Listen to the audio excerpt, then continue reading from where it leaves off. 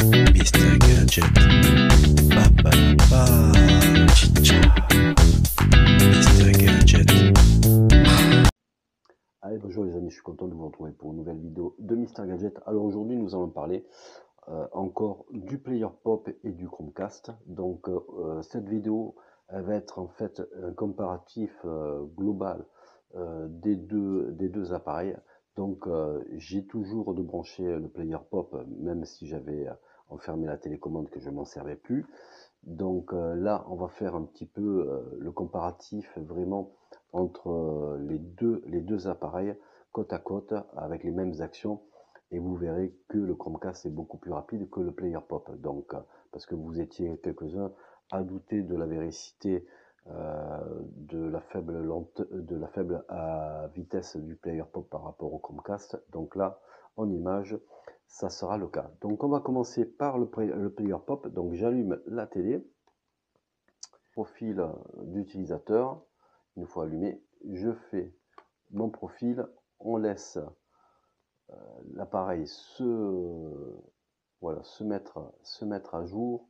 Donc vous voyez, ça prend quand même un certain temps pour arriver à ce panneau d'accueil en fonction. Donc il y a quand même une certaine lenteur du Player Pop.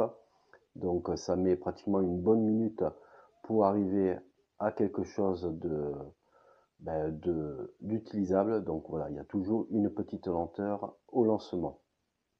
Ce que vous n'avez pas forcément sur le Chromecast.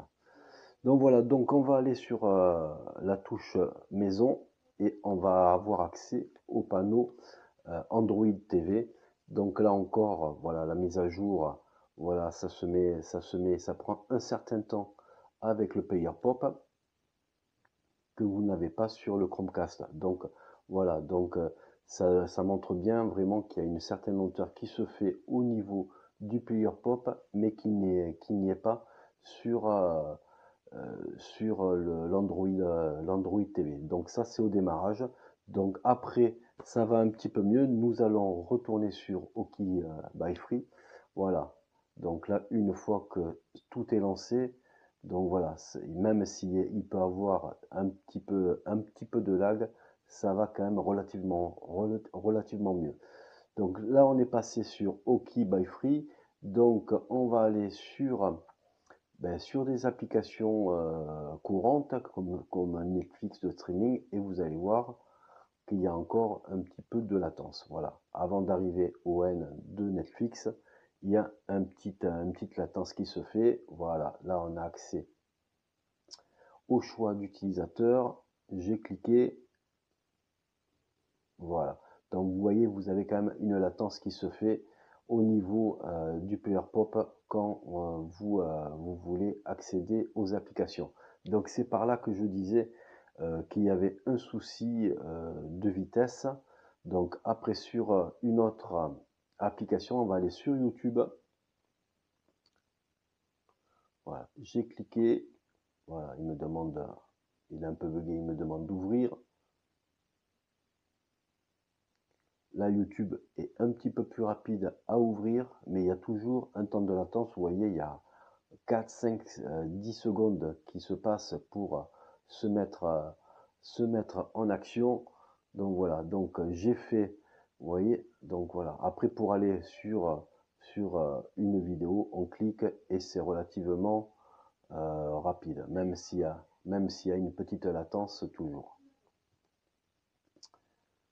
Donc voilà, donc ça, on retourne aux applications. Donc après, sur l'application Prime Video, nous allons voir la vitesse.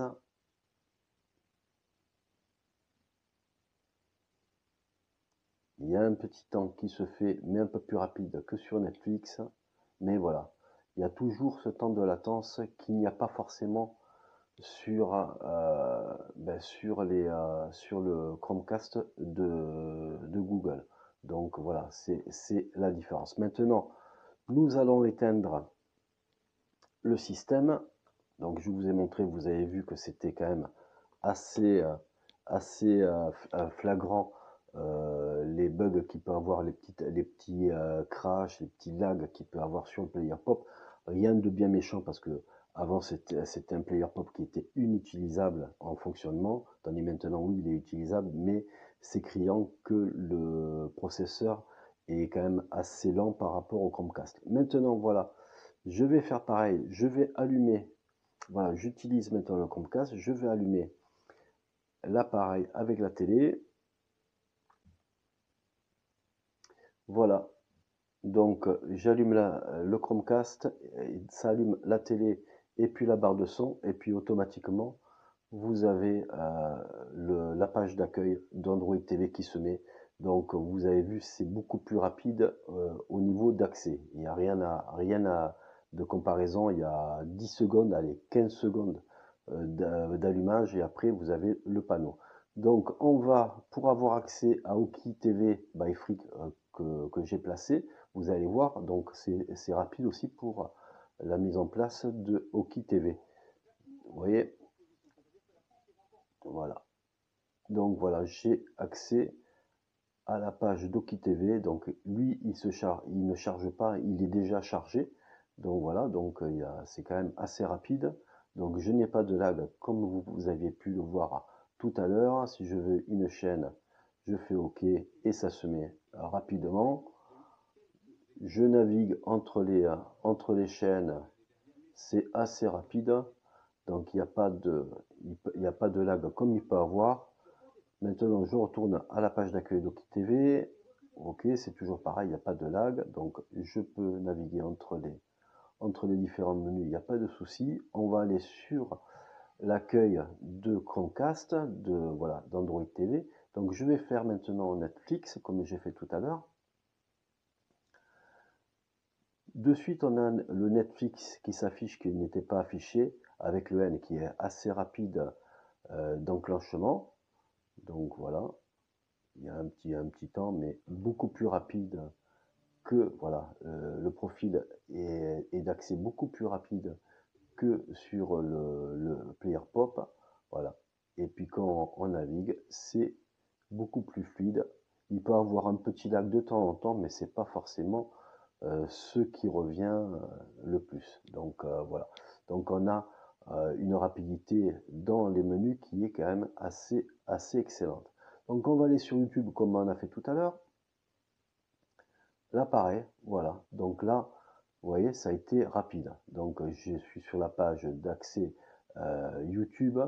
Voilà, la page d'accueil. Donc si je veux voir une vidéo, bam, je vais faire celle-là. Il y a les publicités, comme d'habitude, hein, donc voilà. Mais elle est rapide. Donc voilà. Donc on va retourner à la page d'accueil Android TV et on va faire Prime Video comme on a fait tout à l'heure. Et vous allez voir que c'est exactement pareil. Il y a une rapidité qui est supplémentaire. Voilà. Donc j'ai même pas besoin d'en parler longtemps. Donc voilà. Donc c'est quand même assez flagrant. Voilà. Pour ceux qui avaient encore un petit doute, donc voilà, on a une meilleure fluidité avec le Chromecast qu'avec le Player Pop. Donc le Player Pop a été amélioré depuis le départ qu'il a été créé parce c'était un Player Pop qui était inutilisable quand il est sorti. Maintenant il est utilisable, mais il est lent. Donc l'alternative que vous pouvez avoir pour 59 €, c'est de mettre le Chromecast 4K. Si vous avez une télé en HD, il existe le Chromecast HD qui est à 39 €. Donc voilà, 39 € pour le HD, 59 € pour le 4K, et ça vous permet d'avoir un player beaucoup plus utilisable. Donc voilà, voilà ce que je voulais vous montrer avec cette comparaison finale entre les deux appareils, que ce soit le Player Pop ou le Chromecast de Google. Donc on a un gain de vitesse sur le Chromecast que vous n'avez pas sur le Player Pop. C'est pour ça que j'ai voulu passer sur le Chromecast pour avoir une meilleure fluidité et d'utilisation. J'utilise maintenant depuis près de 3 semaines, presque un mois, le Chromecast, et je ne compte pas revenir sur le Player Pop pour l'instant. Voilà pour moi. N'hésitez pas à mettre un pouce bleu si vous avez aimé la vidéo. N'hésitez pas à vous abonner si ce n'est toujours pas fait. Et puis pour moi, je vous dis à bientôt. Allez, ciao, ciao.